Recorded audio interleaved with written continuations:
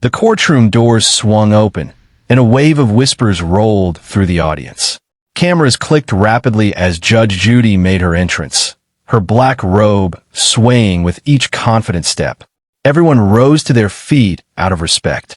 Chairs scraped the floor in unison, except for one. In the front row sat Madison Grant, daughter of Governor Samuel Grant. She didn't move an inch. Her legs were crossed, her eyes glued to her phone, chewing gum like she was bored at a cafe rather than seated in a courtroom. The bailiff shot her a warning glance, but she ignored him. Judge Judy paused, eyes narrowing at the only person who had not risen. "Is there a reason," Judge Judy said, her voice sharp enough to cut glass, "that you're still sitting?" Madison slowly looked up, then back to her phone. "I don't stand for anyone unless I want." A gasp rippled through the room.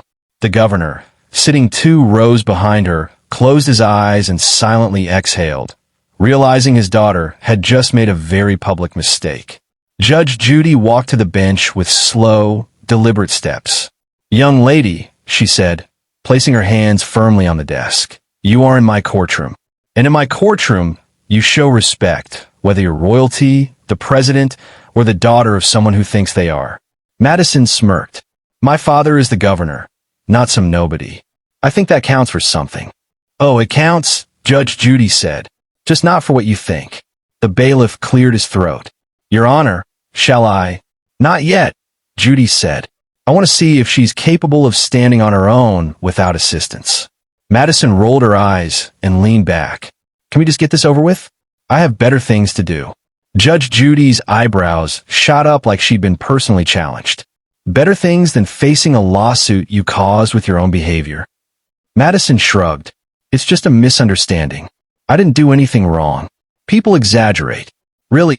Judge Judy opened the case file. "Let's see. You threw a fit in a boutique because they didn't have your size, smashed 3 shelves of merchandise, insulted the employees, and told the manager that your father would shut the place down. And then you walked out with 2 handbags you didn't pay for. They were on the floor? I assumed they were damaged.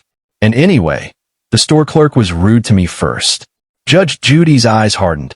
"Did you or did you not tell the clerk, and I quote, 'You work for people like me, so stay in your place'?" Madison blinked, caught. "I mean, people get emotional." She misunderstood. She misunderstood?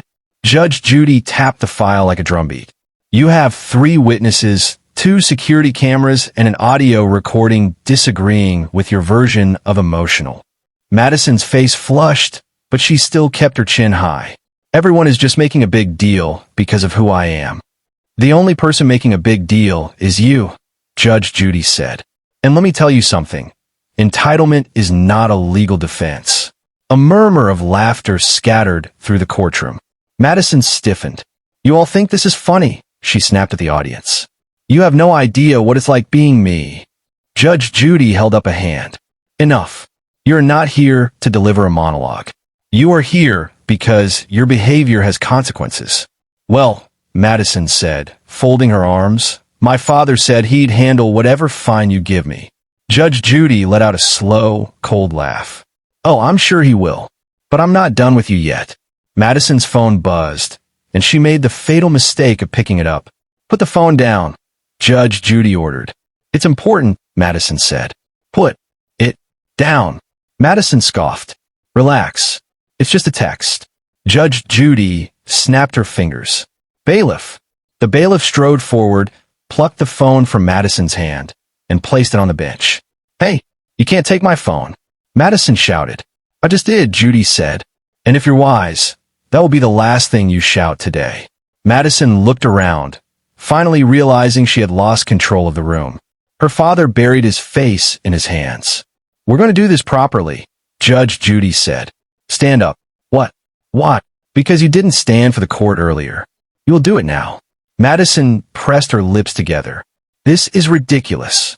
"Stand," Judy repeated, her tone unyielding. Madison hesitated, then reluctantly got to her feet.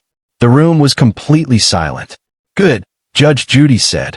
"Now apologize to the court for your disrespect." Madison's mouth fell open. "I'm not apologizing to anyone." "Then I'll hold you in contempt," Judy replied calmly. which includes fines, community service, and possibly a short stay in a place where no one cares who your father is. The color drained from Madison's face. She glanced at her father, who whispered, "Do it. Now." Madison swallowed hard. "Fine." She turned to the courtroom. "I'm sorry for disrespecting the court." Judge Judy nodded. "Better. Now, about the case. You will repay the store for all damages, apologize to the manager, and complete 50 hours of community service." 50? That's insane. "You're right," Judge Judy said, leaning forward. "It should be more. But I'm giving you a chance to learn something before life decides to teach it to you the hard way." Madison looked down at her hands, trembling. For the first time that day, she had no argument left. Judge Judy handed the case file to the bailiff. "Court is adjourned." The gavel struck. Madison stood frozen as the courtroom began to empty. Her father walked up beside her. "I hope you learned something today." She didn't respond, still staring at the ground. "Because Judge Judy just gave you the easiest punishment you'll ever get," he said. "Life won't be this gentle."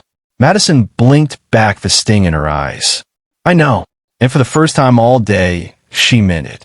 And Madison was finally ready to earn IT. Finally ready to earn IT.